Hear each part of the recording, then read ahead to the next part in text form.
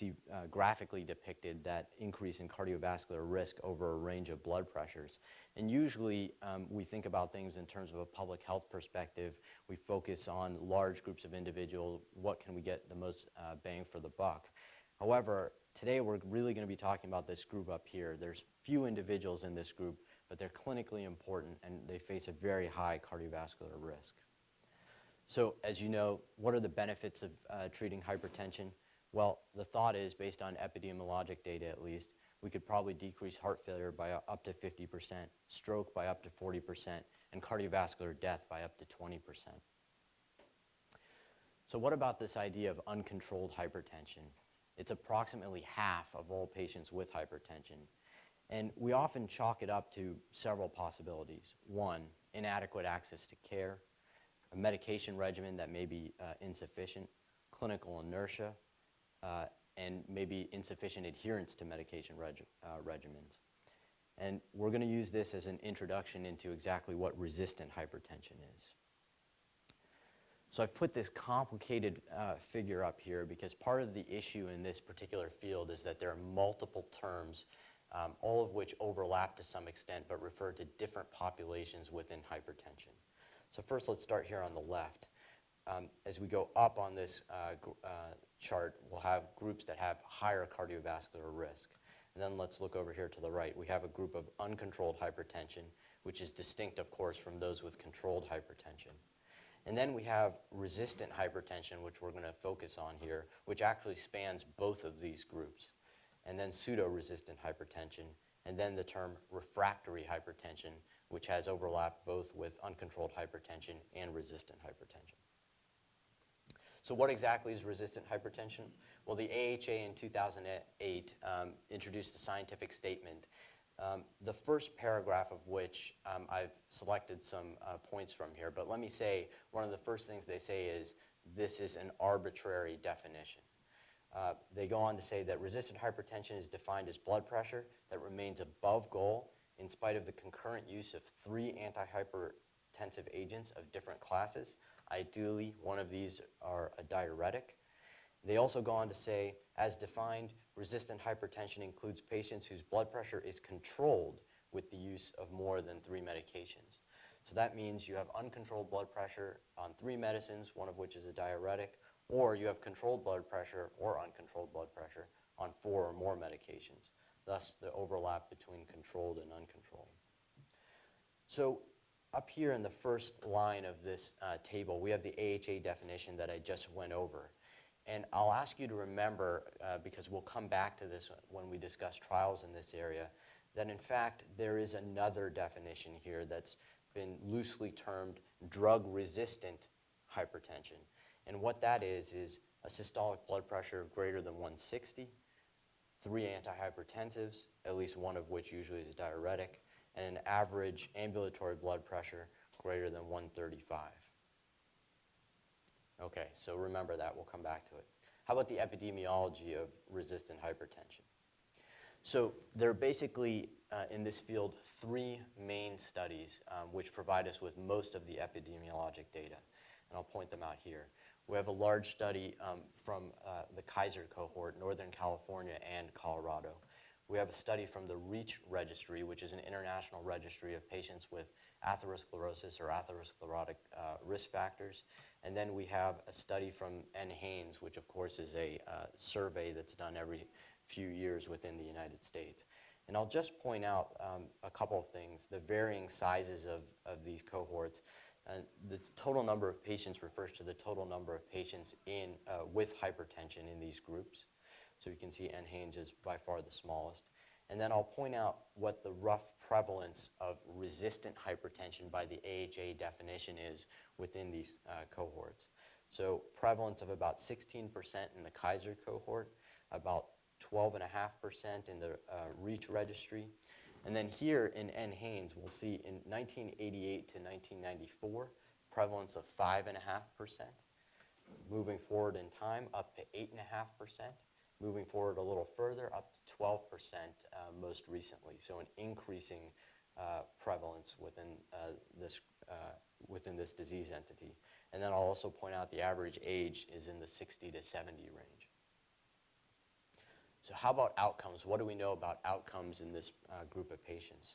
Well, again, from the REACH registry, so all of these patients have atherosclerosis or risk factors for atherosclerosis.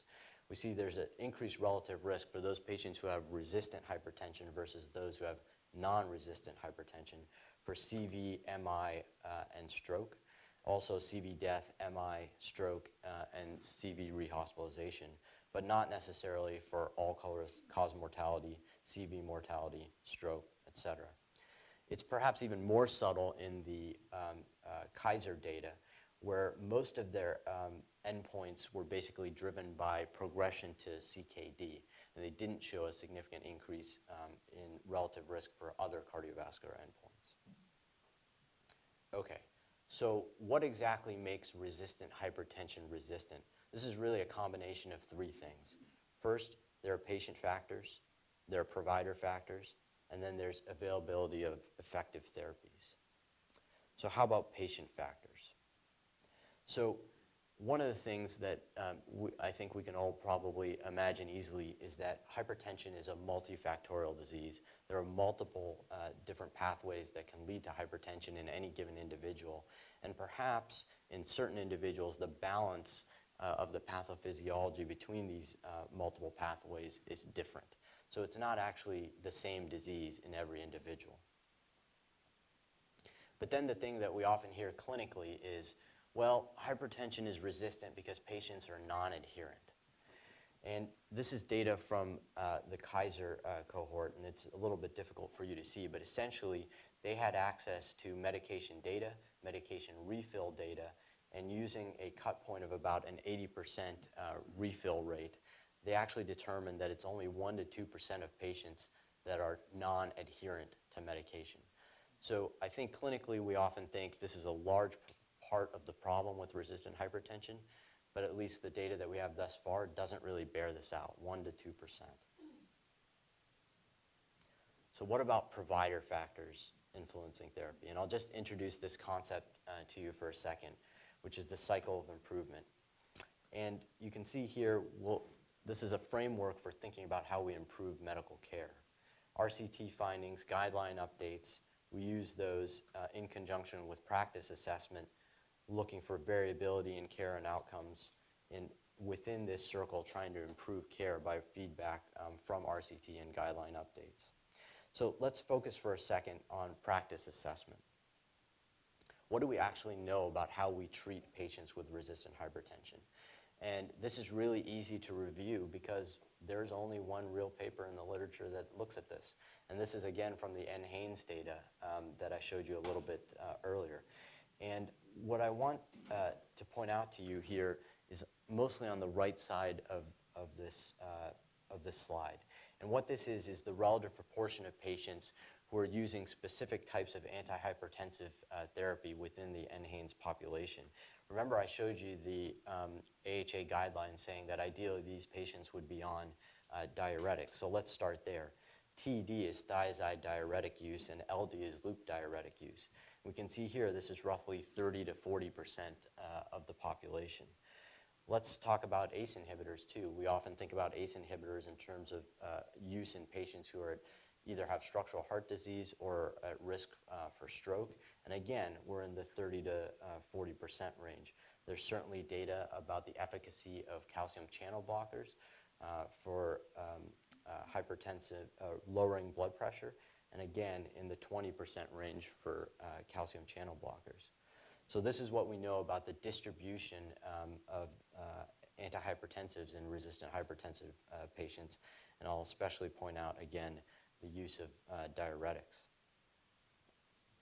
So in this study, they actually went back and created a definition of therapeutic inertia for the study. And what they said was high therapeutic inertia was patients on 0 to 1 antihypertensives who had blood pressures greater than 160 over 100 and any 10-year Framingham cardiovascular risk, or as you can see, greater than 150 over 95 and less than 160 over 100 with a greater than 10% Framingham risk, et cetera, et cetera. They use these definitions to create cohorts of high, moderate, and low therapeutic inertia patients within the NHANES data set. And so they then applied that to the NHANES cohort, and these are their results. So let's look here for a second at the high therapeutic inertia group. 37%, almost 38% of patients with hypertension faced high therapeutic inertia. So relatively on few blood pressure medicines, not very well controlled blood pressure. And let's give credit where credit's due. This seems to have improved over time. We've gone from 38% to about 28%, but that's still almost a third of patients facing some amount of therapeutic inertia on the part of their providers in terms of adding antihypertensives to uncontrolled patients. Well, there are other measures of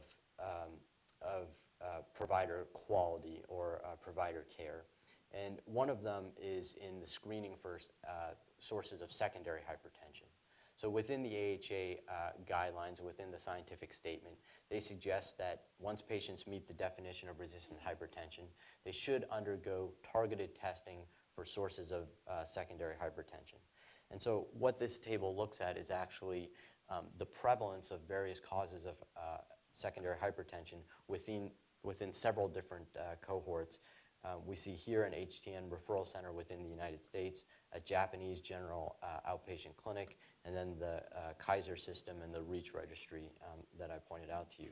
And I'll point out a couple things. You'll see here that the estimates for things like renal disease vary significantly depending on the cohort that you're looking at. But I'll also point out that there's a pretty significant incidence of renal artery stenosis and obstructive sleep apnea amongst these patients. And if, again, for the clinicians in the room, think to yourself, how many of these patients have you seen with uncontrolled blood pressure? How many of them have you sent for assessment for renal artery stenosis? And how many of them have you sent for assessment for sleep apnea? And by the way, we don't have any good data on those questions that I just asked you. So how about secondary hypertension due to drugs? We're taught this in medical school. All of these agents that I have listed up here are potential causes for uncontrolled or poorly controlled blood pressure. How many of you assess this in your clinic? How many of your patients are on these medicines, especially NSAIDs, which may be contributing to their blood pressure? And again, I'm asking questions that we don't have data to answer. So we'll come back to those questions because I think those are areas of need. But let's focus for a few minutes on effective therapies within resistant hypertension. And I think a lot of the interest within this area stems from recent advances in this particular part of the field. And again, I'll remind you that resistant hypertension, or hypertension of any sort for that matter, is likely multifactorial, and that there are multiple mechanisms within any given patient all contributing to hypertension, and that the balance of those mechanisms may be different between patients. And we have drugs to affect some of those mechanisms: renin-angiotensin system, vasodilation, beta blockers to a small extent in terms of adrenergic tone. But until recently, autonomic system and adrenergic tone was not well addressed within our armamentarium of therapies. So the first thing on the menu is spironolactone, and this again falls under the rubric of diuretics. And most of the interest in this particular agent comes from two studies, the larger of the two I'm presenting here, which is the Anglo-Scandinavian Cardiovascular Outcomes Trial. And this had a blood pressure lowering arm. It was an international trial with multiple centers across multiple countries. But the blood pressure lowering arm had roughly 1,400 patients in it. And this was interesting. They prescribed the first couple steps of blood pressure therapy, and they broke patients into an amlodipine-based regimen and then an atenolol-based regimen.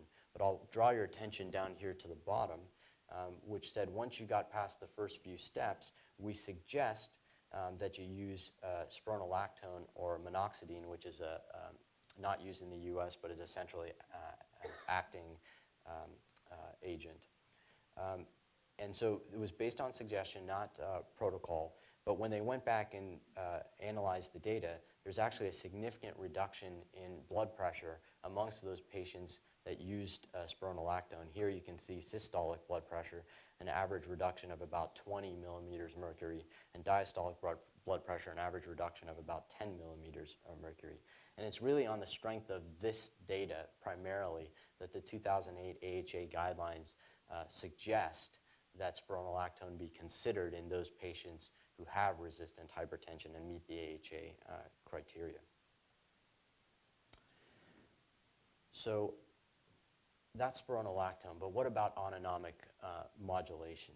And this figure is taken from a recently published review by Deepak Bhatt in Circulation, which basically points out that there is a connection via the nervous system between the kidneys, brain, and spinal cord, which results potentially in increased kidney production of renin-angiotensin and various other vasoconstrictors, and potentially modulation of this connection between the kidneys and the nervous system may result in a reduction in those factors and potentially a reduction in blood pressure. And if that seems like a little bit of hand waving, it is. We don't really understand exactly the full extent of that relationship. So the first of these therapies is actually carotid baroreceptor modulation. And there's a single trial in this field that's been published to date using what's called the RIOS system. And I'll just go back to this image to point out a couple things to you. This is a device-based technology. Looks like something about the size of a pacemaker, essentially, that's implanted subcutaneously. It has leads coming from it, and then it has these 4 or 5 fingers on the end of it, which are basically surgically implanted and wrapped around the carotid bodies bilaterally.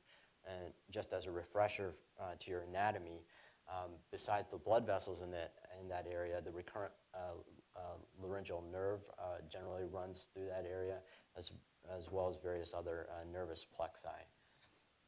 Remember that as we talk about the complications from this.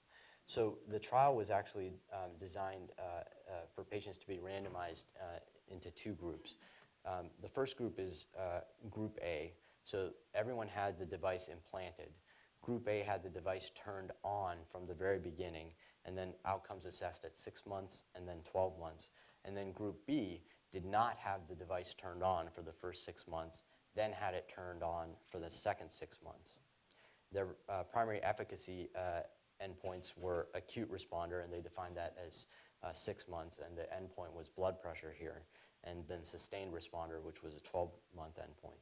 Their primary safety endpoints they looked at 30 days, 6 months, and 12 months, and these were primarily related to surgical complications from implantation. So let's start here first with the adverse events. So surgical complication, about 5% in this cohort. Nerve injury with residual deficit, again, about 5% within this cohort. Respiratory complications, 2.5%. Transient nerve injury, about 5%. And then wound complications, about 3%. So they did show that there was efficacy with regards to blood pressure control. So in the group that had the baroreceptor activator turned on, we had a larger decrease in blood pressure than in the group that was turned off. And then once you went to that second phase of the study where both groups had the device turned on, we see overlapping decreases in blood pressure. But I'd ask you to consider whether the lowering of blood pressure is worth the surgical complications that they experienced in this particular cohort. And that's the question, of course, that the FDA is asking. And these are the secondary endpoints for the trial. This was a composite primary endpoint of 5 separate endpoints, and it did not meet that primary endpoint, but rather met this secondary endpoint of office blood pressure lowering in the setting of all the complications that I showed you. So that's a first-generation device, and they're moving on to a second-generation device, but at the moment, this is not particularly promising given the complications of implantation.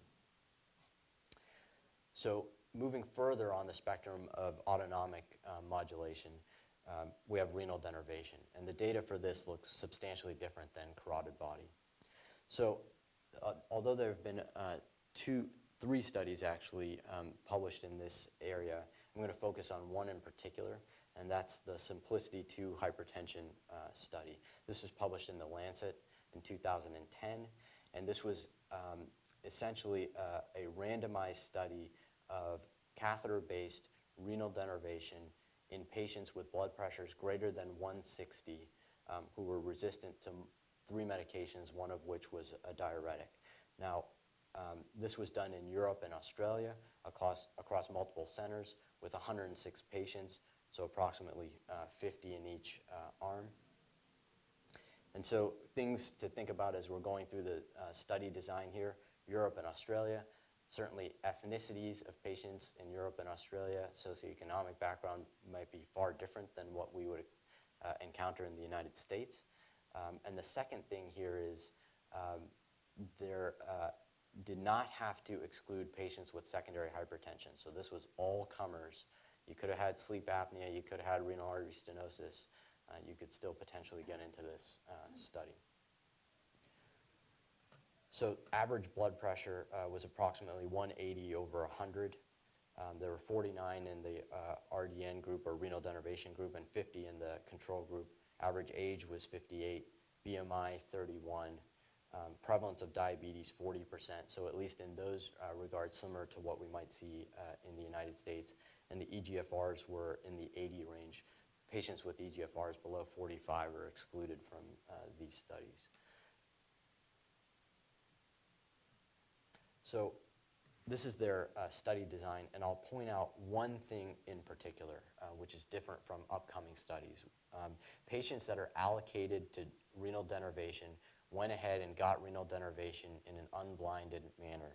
Patients that are allocated to medication control never entered the cath lab, never had an angiogram, never had a sham procedure, just went on to medication control.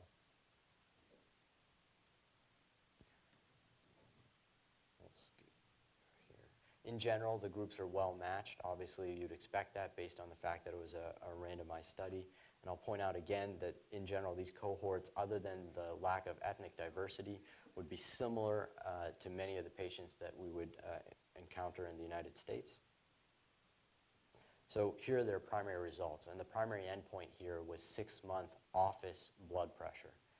So in the group that had renal denervation, there was a drop in 6-month office blood pressure on average of 32 points systolic, 12 points diastolic. In the medication control arm, generally no change at 6 months.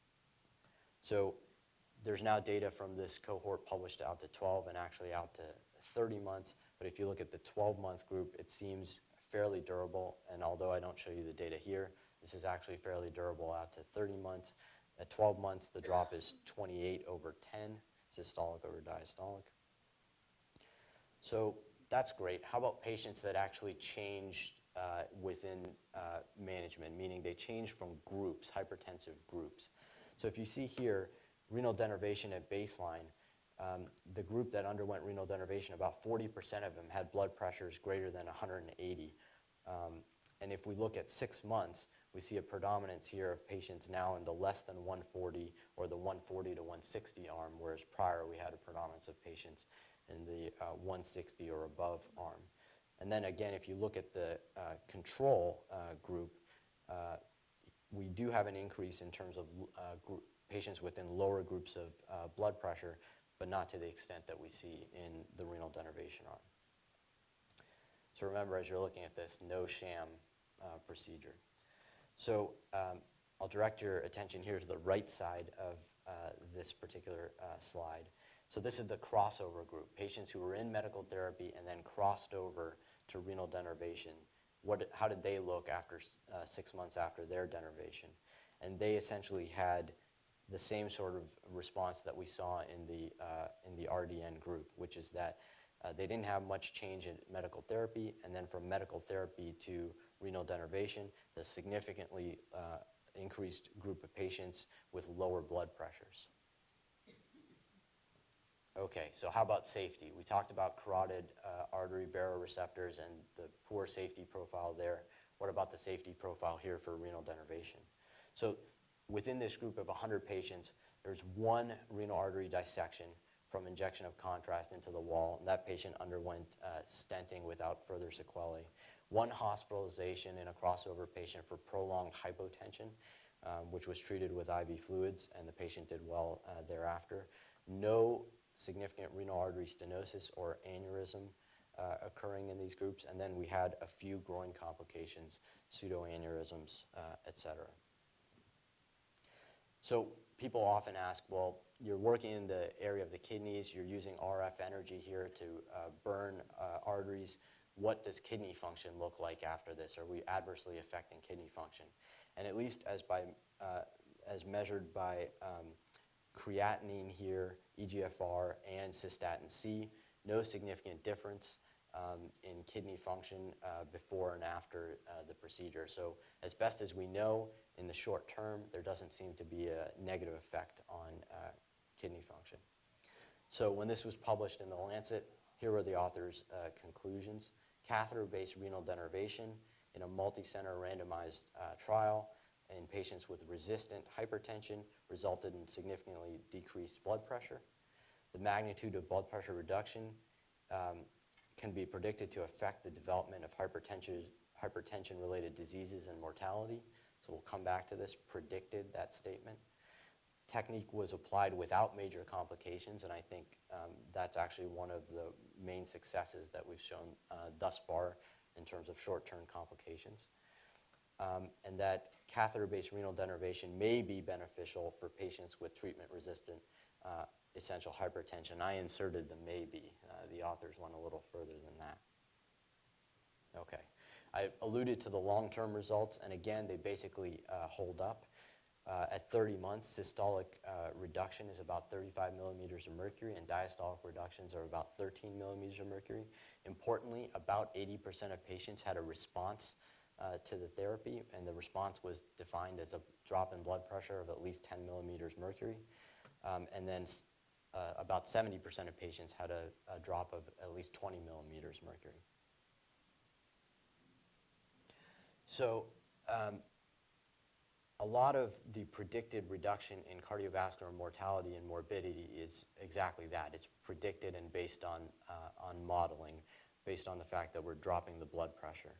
So there have actually been now 2 cost-effectiveness analyses done trying to quantify exactly what kind of reduction we might have in cardiovascular outcomes and how much the cost might be for those reductions.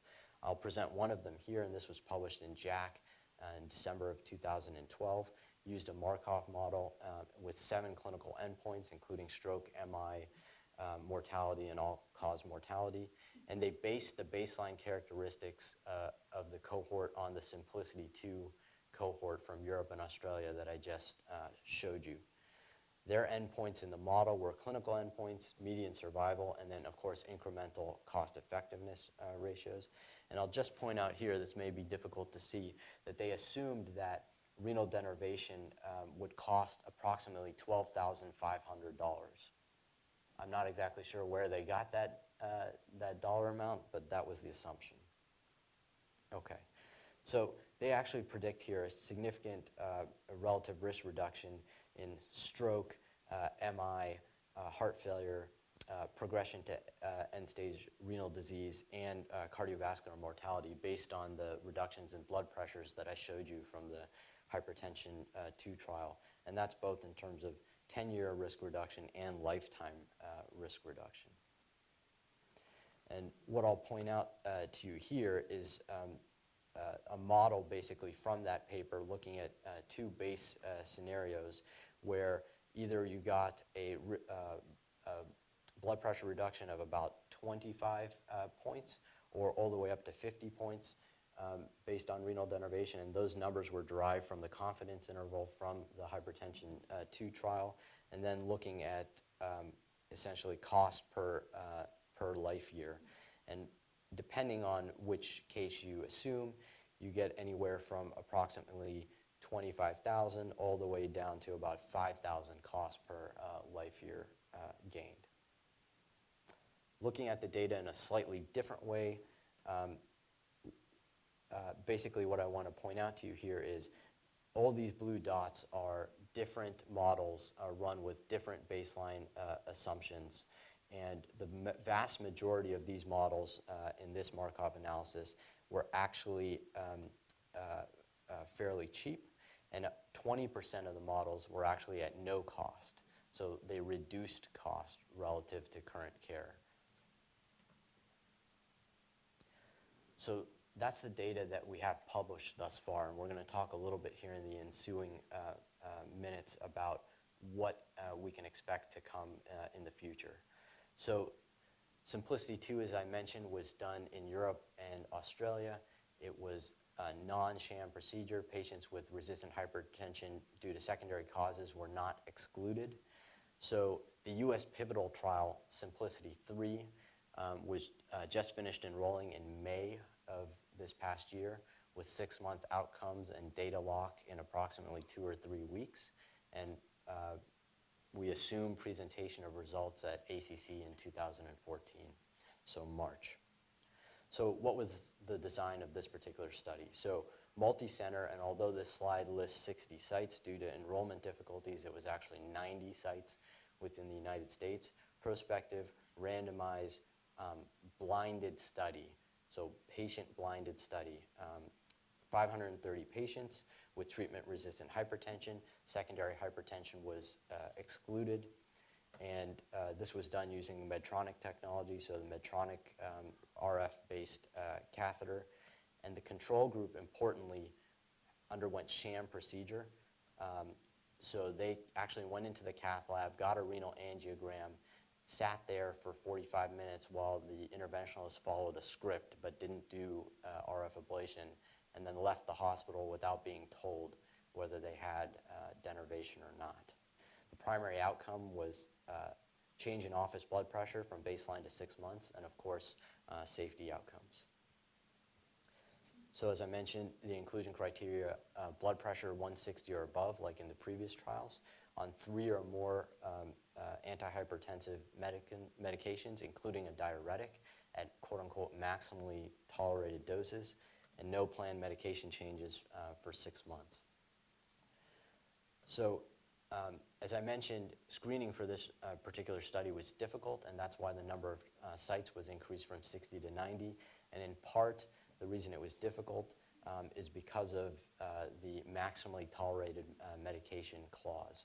So this had to be highest labeled dose according to JNC 7 or manufacturer guidelines.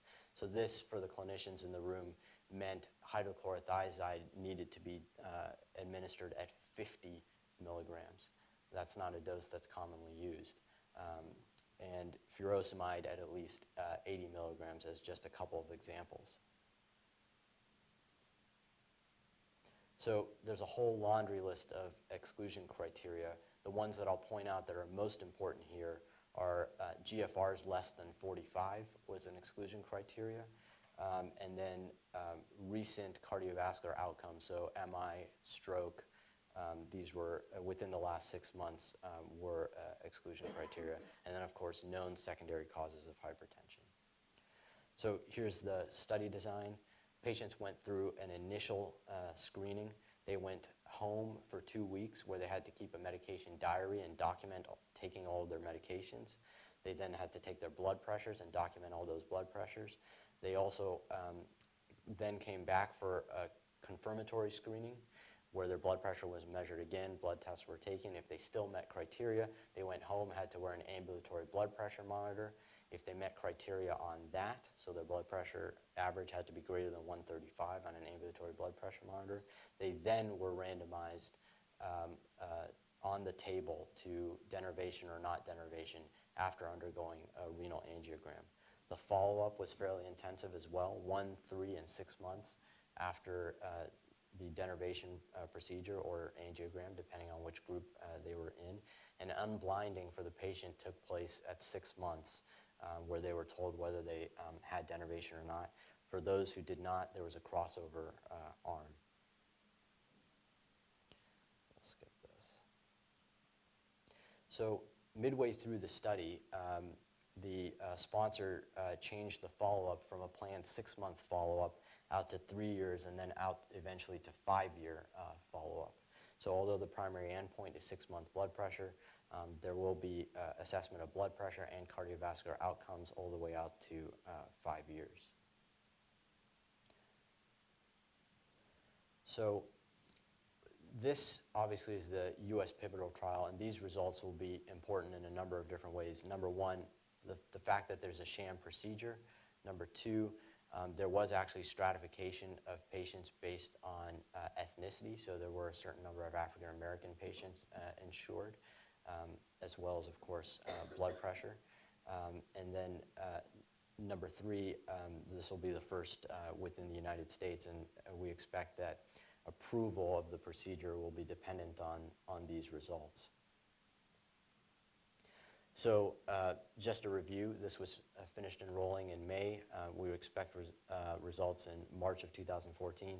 Duke was a top 3 center in the country in terms of enrollment and a top 5 center in terms of randomization. Unfortunately for us, Piedmont Hospital in Atlanta was number 1 in both groups, and someone there that many of you will know, Dr. Kanzari, was the leader of that group. So what can we take from the data that's been published thus far about renal denervation? At least in small cohorts, it appears to be effective and safe in patients with resistant hypertension. The results appear to be long-lasting, at least out to 3 years. The field of renal denervation, especially for resistant hypertension, is definitely in its infancy. We don't have long-term data. We don't have hard cardiovascular outcome data. But certainly, I think many in the field will say that this is a potentially transformative technology for patients who presumably have no other medical options at this time. So what's going on now? We've brought up through the course of the first 40 minutes of this talk several questions that need to be answered in terms of care for patients and also in terms of renal denervation. So I'll say at this point, there are multiple ongoing studies within the United States looking at renal denervation in slightly different patient populations. So Medtronic has just started Simplicity 4. Dr. Kanzari is the PI of that study. Duke is the first open site in the country. We have 5 enrolled patients, and hopefully by the end of next month, we'll have a couple randomized patients. And this focuses on a group with a blood pressure between 140 and 160. Same primary endpoint, 6-month blood pressure, but there's some interesting secondary endpoints. There's now an echo core lab looking at LVH and diastolic function after renal denervation based on some preliminary data out of Europe. St. Jude's and Boston Scientific have protocols open for 160 and above. And both of them use RF catheters, but of different design, which have different potential impacts in terms of technical feasibility. And Duke will have all 3 of these protocols. We currently have the Medtronic protocol. We're close to being open for the St. Jude's protocol, and we'll be one of the first few centers with the Boston Scientific protocol as well. So in case I haven't impressed upon you the potential transformative nature of renal denervation, I'll just point out that I'm not the only person who thinks that this is transformative. So if you do a Google patent search, 1990 through 2013, for sympathetic modulation to treat hypertension, you get 120,000 hits. This is a pretty competitive landscape. So devices that are currently in development that use RF or ultrasound or radiation for sympathetic denervation, you can see the list here. I'll point out Kona Medical because they have a completely non-invasive ultrasound-based method now for renal denervation. So for interventionalists in the room, beware. Drugs and agents So this doesn't have to be RF energy. Potentially you could inject alcohol into the renal arteries and ablate that way. And then certainly there are implants as well, much like the carotid baroreceptor implants that I showed you earlier. And just for interest's sake, because I think some of these are pretty ingenious, I'm going to show you a couple examples.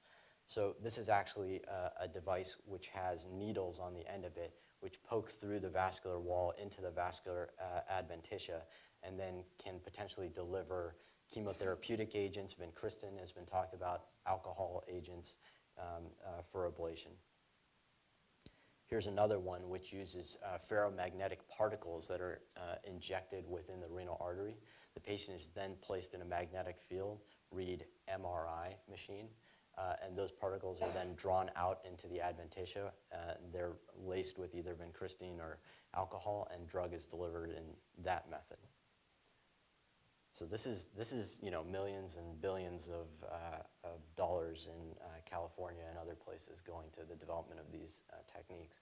And then lastly, with regards to carotid baroreceptor activation, these are actually detachable, rechargeable vibrators, essentially, that are implanted subcutaneously on the collarbone and cause modulation of the carotid baroreceptor through vibrational energy rather than actually encasing the carotid bodies. Okay, so I've shown you a lot in terms of the state of the epidemiology and the state of potential therapies with regards to resistant hypertension. Where are the gaps? So how about patient quality of life? I haven't told you anything about that. We now have some data looking at patient-centered outcomes in resistant hypertension coming out of Europe, mostly as sub-studies within these renal denervation studies. And what we're finding is that patients with resistant hypertension have coexisting anxiety and depression, and that their quality of life is lower than patients with non-resistant hypertension, maybe also in part due to the polypharmacy. We don't know that yet. How about patient education? People talk about adherence. Now we're talking about procedures for a group of patients that many of whom have never gone through procedures. We generally do a horrible job in the clinic with patient education. We're just now on Epic. We now give patients a piece of paper that says you have hypertension and you should go home and read this. But I'll just point out this image here, and I won't play this video, is from WRAL. It's a 2-minute segment about renal denervation. And I'll tell you, in those 2 minutes, they did 100,000 times better than we do in every single clinic visit with a hypertensive patient. So why is it that they're doing this and they're not even in the business of treating patients?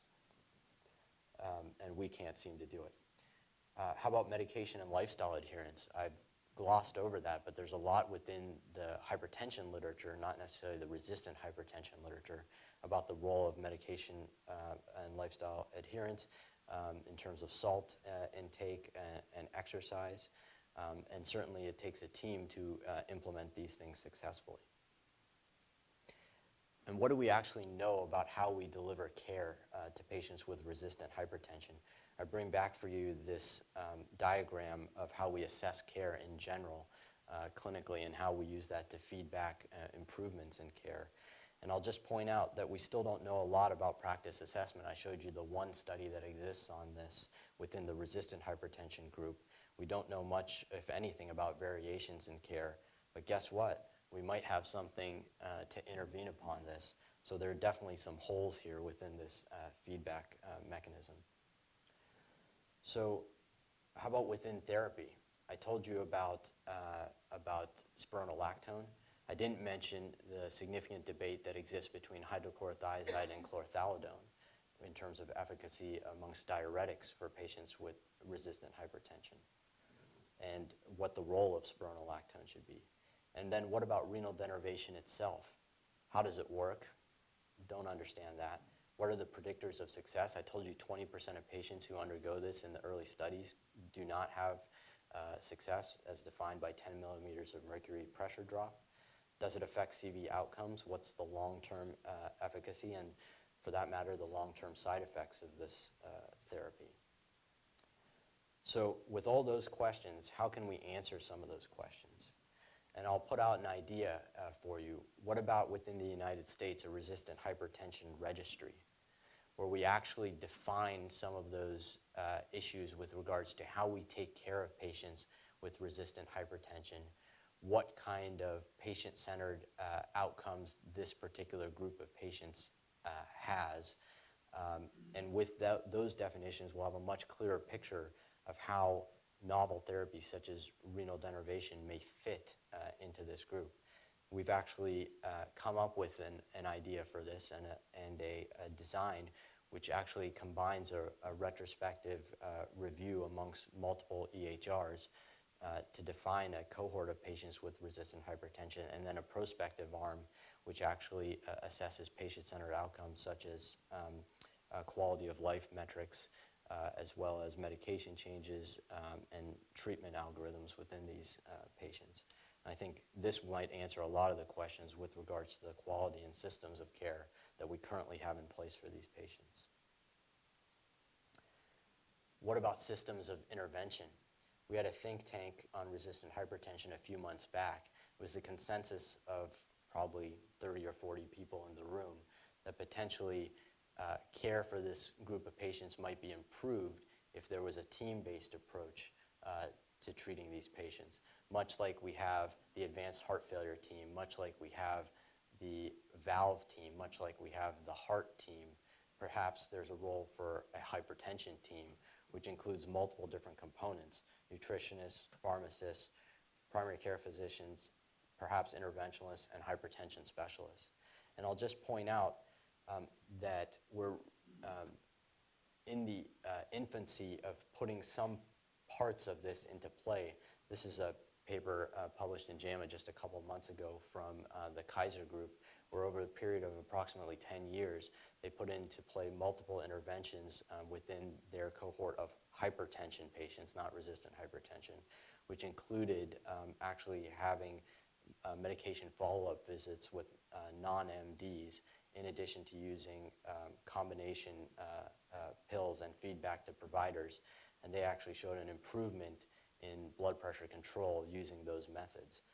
So perhaps there needs to be more work in this area. And then we've brought up the question several times of cardiovascular outcomes.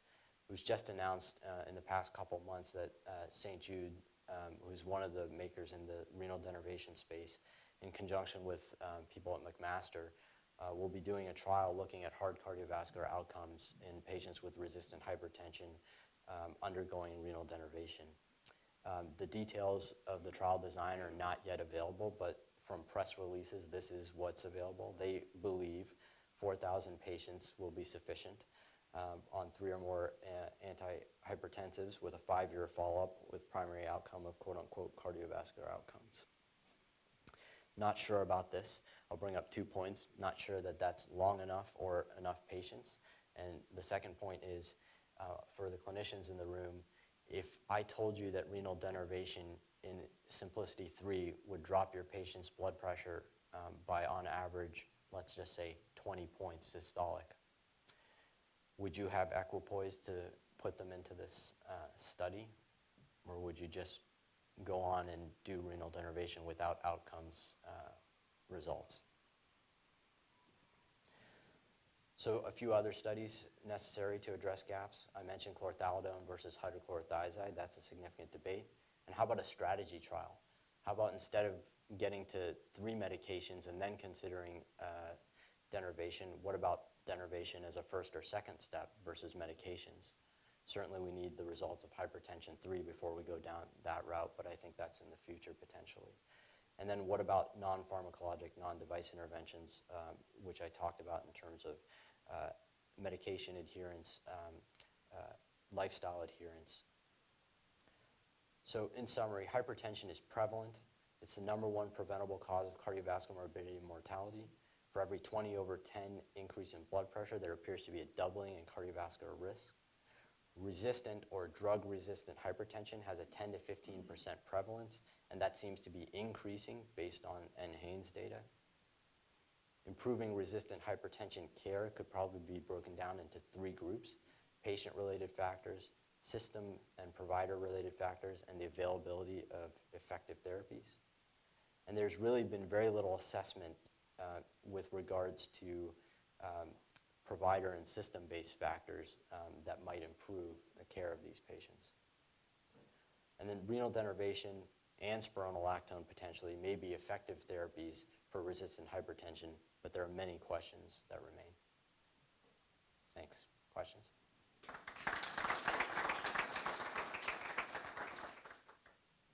Tarek. Okay.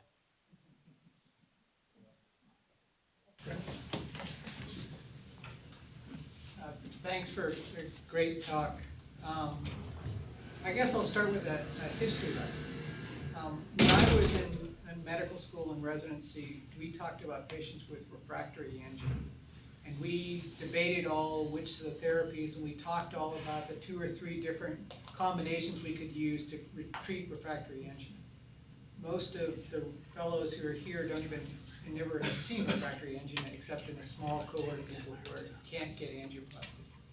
But basically, angioplasty replaced it, and refractory angina was gone. When you were a resident, you talked about morbid obesity and the fact of, what could you do in terms of medical therapies, diets, intervention, nutritionalists, the team approach to treating obesity. Now you do gastric bypass banding. What's going to happen to your kids when they're in medical school and they're talking about what did you used to do for high blood pressure? I think that's the hope. That's the hope that that's the realm we're in. Certainly, there are a lot of subpopulations of interest. I pointed out the prevalence of CKD amongst resistant hypertension. Everybody has concerns about the use of renal denervation in patients with CKD. That would be one of the groups that still needs study to really attack the entire population of resistant hypertension. But we certainly hope that that's the conversation we'll be having in 10 or 20 years. So yeah, that was great, Sri. Thanks.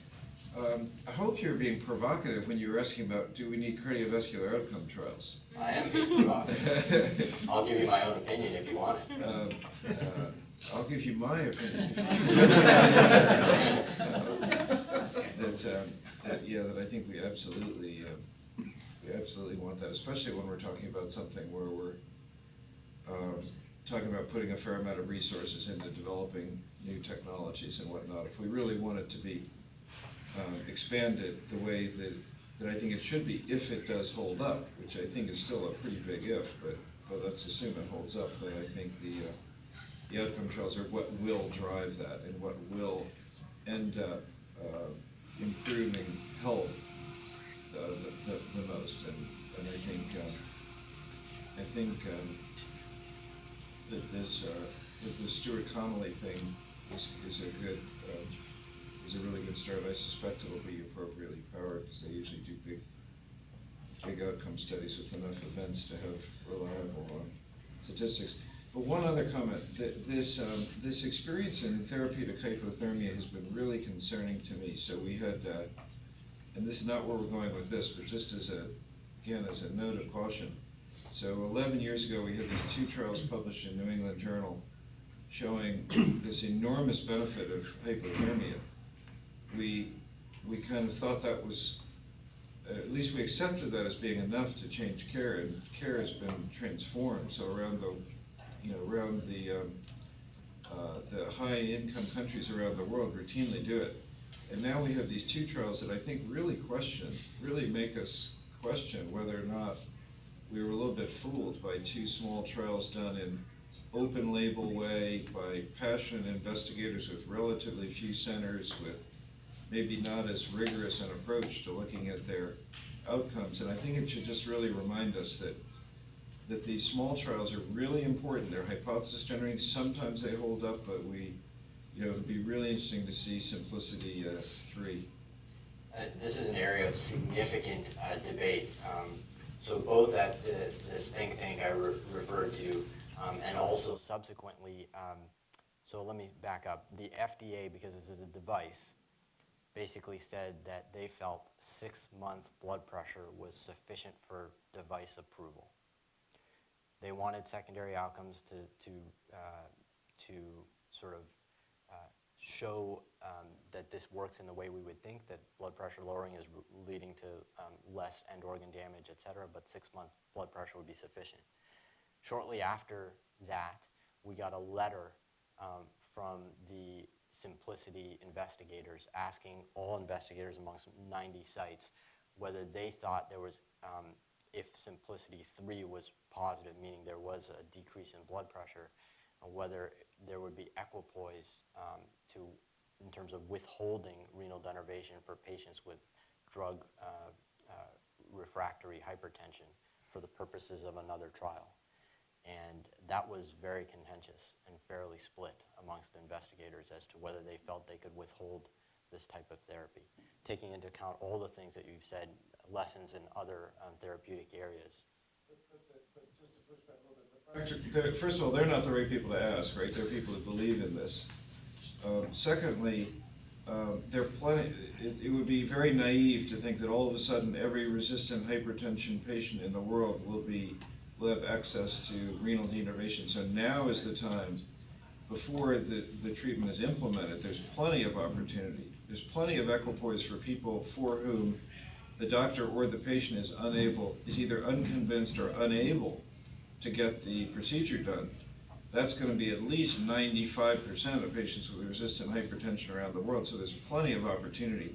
And I would argue now is the time to do it while there still is that opportunity. That's what we got fooled on with the therapeutic hypothermia.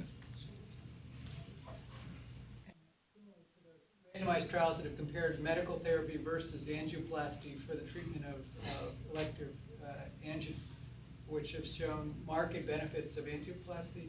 Oh, it didn't. Yeah, there you So go. we have adoption in 95%.